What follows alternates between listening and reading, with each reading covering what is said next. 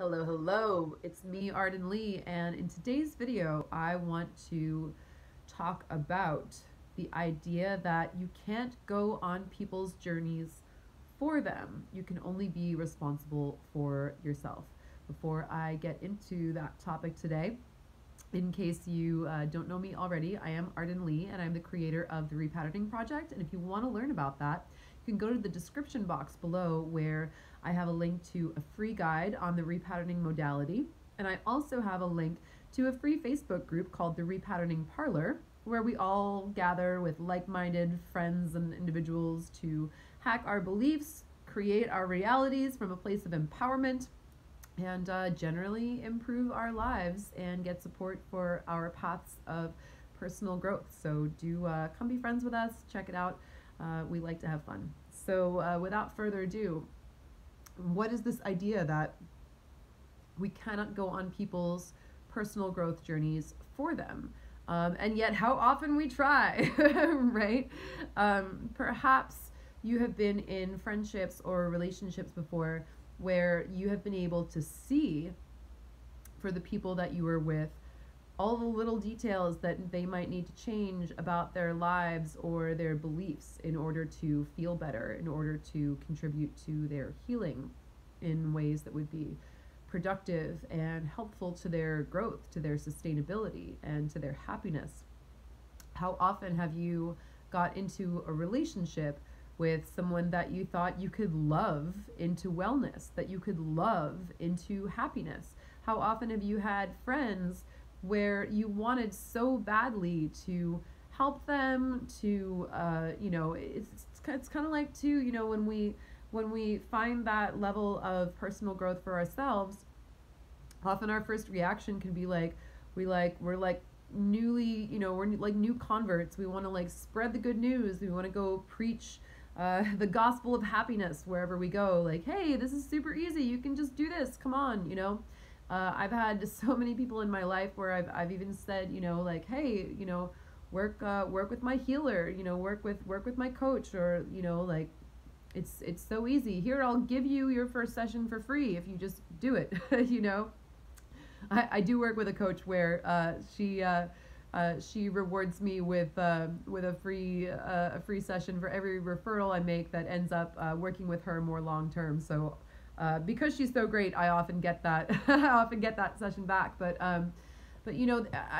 I've had periods in my life and specific relationships where I have been so invested in the other person's choice to get well, and not just get well, but get right with themselves, to get into their integrity, to get into their happiness, to choose a lifestyle that is going to be sustainable for them.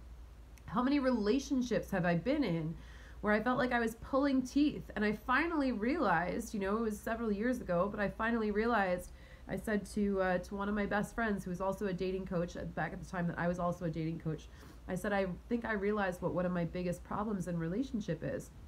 I said, I think I work under the assumption that most people would make the same choices that I would if I were given the same resources.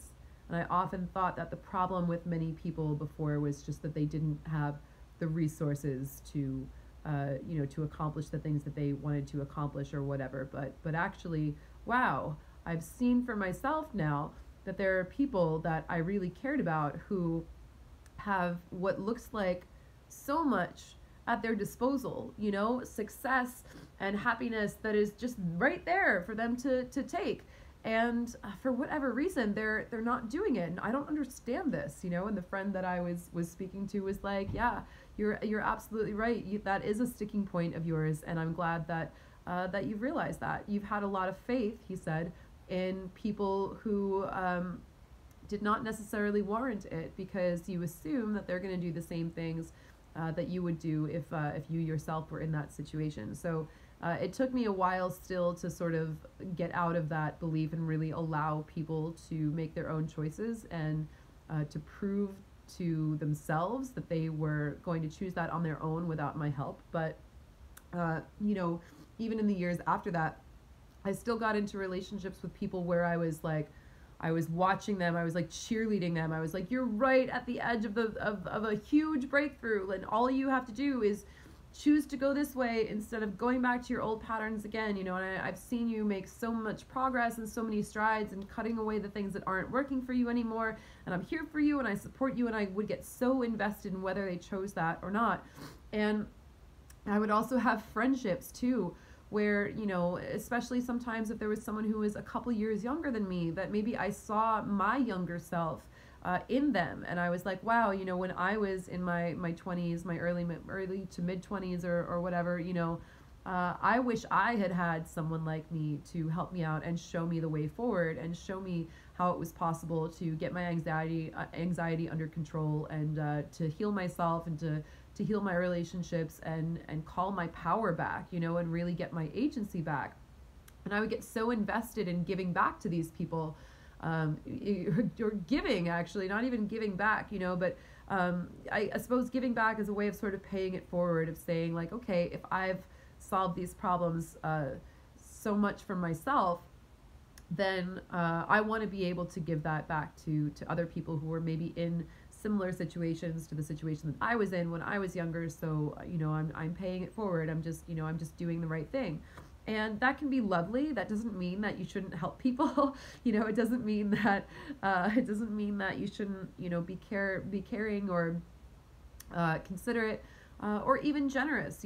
But people, it's really true. Now that I'm starting to really study sales and business and all that stuff, there's that saying where when people pay, they pay attention. And so the more sometimes the more you charge for a service or a product, the more people actually invest in it, and the better it works, because they're making an investment, which means they're making a commitment to making it work. It's actually just like a function of psychology, really. It's about how committed are you to getting the results. I could give the same program I did, in fact. There was someone who I gave a program of mine to for a really, just a nominal donation. I said, really, I just, you can send me like, $20 on PayPal or whatever. Just, I don't care what the amount is. I'll do it for pay whatever you can. You can send me $5 on PayPal. I just need your consent. I need a sign of your participation, that this is something you want and you're not just saying yes out of politeness. So sure enough, they paid me a very small donation. They were in a time of financial stress, so I didn't ask for any more from them. It was really more of a gift, something that I wanted them to have. I just wanted to make sure that they wanted it enough to make even that donation. And they did, and sure enough, I gave it to them. But I'm pretty sure they never actually used that course, because if they were just making that small donation as a token and not actually as an investment, to say like, I'm paying for this, so therefore I'm invested in getting something out of it. If you're just like, oh, I'll just throw $5 at it or whatever, then you care about it maybe as much as you might, a cup of coffee or whatever. So it really is true that as much as we want to help people, it's not that we have to charge them money or whatever, but we really have to make sure that they're a yes and that they're invested. And so oftentimes what we give away to people for free is taken for granted by them, even though we could give them really the keys, we could give them the answers to all their problems, but if they're not invested in finding those answers, then they may not make good use of it. Every once in a while there are those people, of course, who apply for a scholarship or really put themselves on the line, or they say, hey, this is something I really need and I don't have the means, and that's great, of course. But don't expect people to value your help if you're just giving it away to them, because ultimately that's something that they do need to choose for themselves. And I realized for myself after a while of doing that being so invested and so attached to the outcome of people's healing journeys when I cared about them was actually really holding me back too, because I didn't want to work on my own healing and my own growth so much that I was going to surpass them. I was like, as long as I had these people that I could sort of compare myself to and say, well, I'm still several steps ahead of them and I'm waiting for them to catch up, so I'm doing great. That was a way of actually bypassing my own growth by worrying too much about theirs rather than my own. So all of this is to say that, of course, as I said, it's great to help people, but they really have to make that choice for themselves. And ultimately, you can't control whether they choose to go on that journey or not. You can only stand there and give them support and say, like, hey, I'll be the lighthouse. I'll be over here shining the way home for you. If you need my help, please feel free to ask. If there's anything that I can do for you, any way that I can support you on this journey, know that I am here for you. And that's wonderful. But you're not going to get anywhere trying to go on their journey for them, trying to decide what they should learn or what they need to be doing, or giving them even giving them a free session, or even referrals, or whatever. Sure, I will still give free sessions, with I'll gift a session with a practitioner that I like and I admire to my friends for a birthday gift or a special occasion or something like that. But then it really is a gift. It really is for them to use. And if they get something out of it, great. And if they never use it, oh well, it was still a gift. It was still a nice thing for me to do, or whatever. So it's really important just not to be invested in that. I see sometimes even people who their partner wouldn't even be able to find their own therapist or their own practitioner if they hadn't recommended one to them. People who if you're not there to do the work for them, then they're not interested in doing it. And so my recommendation is, if you're really looking to see what someone's true character is, my recommendation actually is to step back and give them room to prove themselves to you. Give them room to find their own practitioners, find their own, of course you can offer help, you can offer referrals, but really you want to give that space to see if they really step up and do it. You might say, hey, I know a couple good practitioners if you're interested, and then let them ask you about it. Let them take you up on it. Don't get so attached to someone else's happiness or someone else's healing that you're creating this cord where you're so invested in whether they do it or not that it affects you on an emotional level, to whether they succeed or whether they fail, because honestly that's just going to hold your own growth back. And for them, they really have to want it. If someone is doing their healing, dragging their heels, kicking and screaming, or they're only doing it because you are presenting it to them, and maybe they either want to keep the relationship with you or they want to keep the friendship with you, and so they find, they're like, oh, okay, we'll bond over this cool stuff together, but I'm not actually interested in making any changes to my life, so I'm going to resist that, and then ultimately that's going to cause a rift between us, because I don't want to actually grow in the way that you're growing, or whatever. All that stuff is going to happen. So my recommendation is just, as I said, give that space and let people prove that they're serious about their healing and about their happiness. And certainly you can be there to offer support and to cheer them on their journey, and to offer suggestions and resources. But they really have to want it, and they have to seek it out. They have to be on that path already, because it is so personal, you guys. Healing is intense. Healing is transformational. Healing will change you at that core level.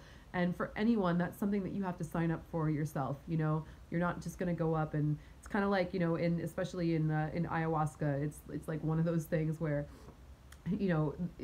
pressuring or persuading or seducing or coaxing anyone into an experience like ayahuasca is like one of the most evil things that I could possibly think of, because it really is something that someone has to enter out of their own free will, because it is such an intense experience. And having that card, you can invite someone, but they really have to, if they feel at all pressured, or they, if they're not a yes to it without your invitation or whatever, then it's really not right for them. So you really want to, same with healing. Ayahuasca may only take 8 to 12 hours to kick in, but that healing journey is probably going to have the same amount of transformation over a period of whatever, 6 to 12 months, however long that takes. And it's really ultimately, at the end of the day, it's kind of the same thing. So the old mystery schools, the way that tradition went was that a new initiate, a new dedicant would have to knock 3 times at the door before someone would answer, because the first time you knocked, they assumed you weren't serious. The second time you knocked, it was like, all right, but are you really sure? And the third time you knocked, it was like, all right, you've knocked 3 times, you must really, really want this. So if anything, try making someone ask for your help 3 times before you actually help them. That sounds kind of mean, but try it out and see how it works for you. You know, make sure that you're helping people who are really serious about wanting to be helped, and you're going to save yourself a lot of heartache in the long run, and you're going to be giving your energy to the people who really, really want it and who are going to make good use of it, which is going to make you feel a lot better about yourself as well.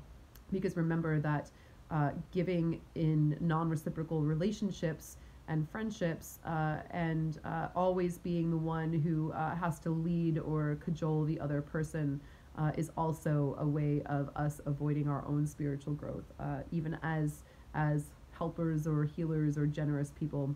If we are consistently getting into relationships and friendships where we have to pull people's teeth in order to meet us, well,